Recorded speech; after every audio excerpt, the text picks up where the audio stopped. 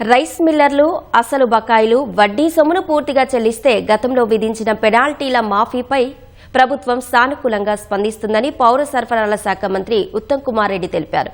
Hyderabad మాదాపూర్లోని HITEX exhibition సెంటర్లో ఏర్పాటు చేసిన రైస్ అండ్ గ్రెయిన్స్ టెక్ ఎక్స్పోలో ఉత్తమ్ పాల్గొన్నారు. పంటల కొనుగోలు కోసం సివిల్ సప్లైస్ కార్పొరేషన్ బ్యాంకుల నుంచి తెచ్చిన వేల కోట్ల అప్పులు తెచ్చిందన్నారు. ఆ సొమ్ముపై బాధ్యతారాహిత్యంగా వ్యవహరించలేమన్నారు. గత ప్రభుత్వం మిల్లర్లపై విధించిన 25% పెనాల్టీ మాఫీ అంశాన్ని కేసీఆర్ వద్ద ఎందుకు ప్రతిపాదించలేని ప్రశ్నించారు.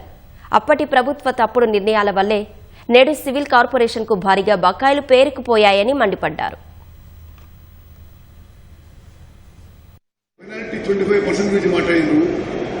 మరి పెట్టినప్పుడు మీరు కేసీఆర్ అడగలేదే, మీరే పర్ఫార్మెన్స్ పెట్టరు.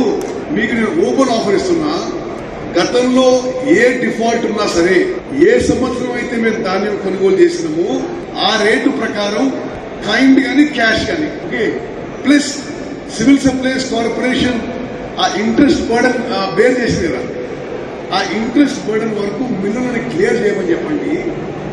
పెనాల్టీ విషయం తప్పనిసరిగా దానికి ఎట్లా మీకు కొంత రిలీఫ్ ఇవ్వాలో మేము క్యాబినెట్ లో చర్చిస్తామని సొంత పవర్ కాదు, అది క్యాబినెట్ లో చర్చించాలి.